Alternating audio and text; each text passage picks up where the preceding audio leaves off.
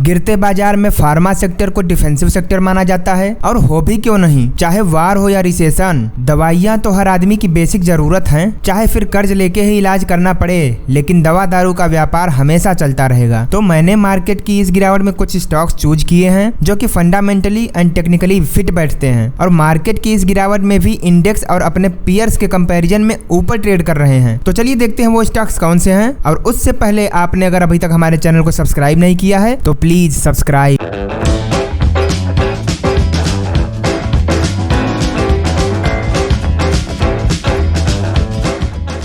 तो नंबर 3 पर है लॉरस लैब्स। 2006 में सत्यनारायण चावा द्वारा लॉरस लैब कंपनी की शुरुआत की गई। Currently Laurus labs API business में काम करती है, यानी कि दवाइयों को बनाने में जो रॉ मटेरियल चाहिए होता है वो raw material Laurus labs provide करता है। ये एक B2B कंपनी है, और एस्पन pharma, Aurobindo pharma, Cipla, नेटको pharma जैसी बड़ी बड़ी कंपनियां इसके कस्टमर्स हैं।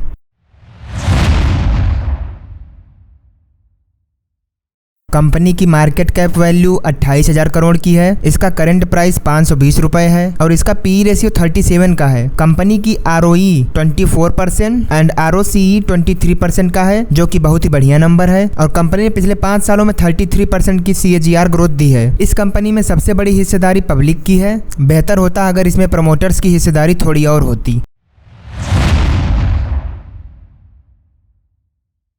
लॉकडाउन के बाद से लॉरस लैब्स के स्टॉक्स में एक्सपोनेंशियल ग्रोथ देखा गया। वहां से इसने 1100% की ग्रोथ दी, और आज भी ये कंपनी मार्केट में बेयरिश माहौल होने के बावजूद वहां से 700% से ज्यादा पर ट्रेड कर रहा है, और इसमें अभी और भी ऊपर जाने का पोटेंशियल है। तो हम लोग अगर चार्ट पर देखें तो 440 रुपए के पास इसका सपोर्ट जोन है, जहां से इसने 3 बार पुल बैक किया है। तो इस रेंज में जब भी आए तो हमें बाई करना है। 400 रुपए का स्टॉप लॉस रहेगा। अपसाइड टारगेट 600 रुपए और सेकेंड टारगेट 720 रुपए है। और अगर लॉन्ग टर्म के लिए इन्वेस्ट करना चाहते हो तो इसका कोई जवाब ही नहीं। लॉरस लैब्स जैसी कंपनी पीढ़ी दर पीढ़ी निवेश करने के लिए बनी है।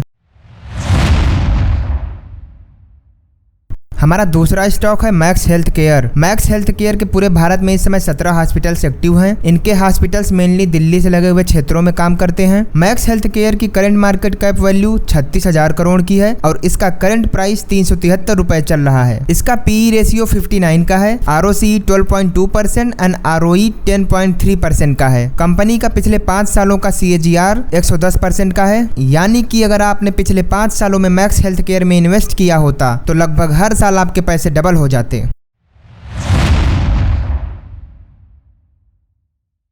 17 अगस्त 2020 को मैक्स हेल्थ केयर का IPO आया था। अपने लिस्टिंग के बाद से इस कंपनी ने अब तक लगभग 250% की ग्रोथ दिखाई है। अगर इसके चार्ट की बात करें तो ये स्टॉक अभी एक रेंज में ट्रेड कर रहा है। तो 400 रुपए के ऊपर जब भी ये कंपनी ट्रेड करना स्टार्ट करती है, आप इसके अगले बुल रन के लिए इस स्टॉक को बाई कर सकते हैं। मैक्स हेल्थ केयर भारत के लीडिंग हॉस्पिटल्स में से एक है, और फ्यूचर में इसके और भी ब्रांचेस खोलने के प्लान है। अब मैं जिसे नंबर 1 का खिताब देना चाहूंगा उस स्टॉक का नाम है JB केमिकल्स। JB केमिकल एक छुपा रुस्तम और साइलेंट मल्टीबैगर स्टॉक है। ये धीरे धीरे ऊपर चढ़ता चला जाता है, और जब तक ये लोगों की नजर में आता है तब तक ये अपनी एक पारी खेल चुका होता है। JB केमिकल का 50% रेवेन्यू इंडियन मार्केट से आता है, और लास्ट 4 to 5 ईयर से इस कंपनी ने कंसिस्टेंटली फार्मास्यूटिकल मार्केट को आउट ग्रो करा है, क्योंकि इनके पास 3 से 4 ऐसे ब्रांच हैं जो काफी बड़े हो गए हैं, और इनका मार्केट शेयर भी ज्यादा है। और इनके पास इस समय 1700 प्लस मार्केटिंग रिप्रेजेंटेटिव्स हैं, और आने वाले 3-4 सालों में अभी और भी एक्सपेंशन देखेंगे, जिसकी वजह से ऑपरेटिंग प्रॉफिट मार्जिन में लगातार ग्रोथ बढ़ती जा रही है।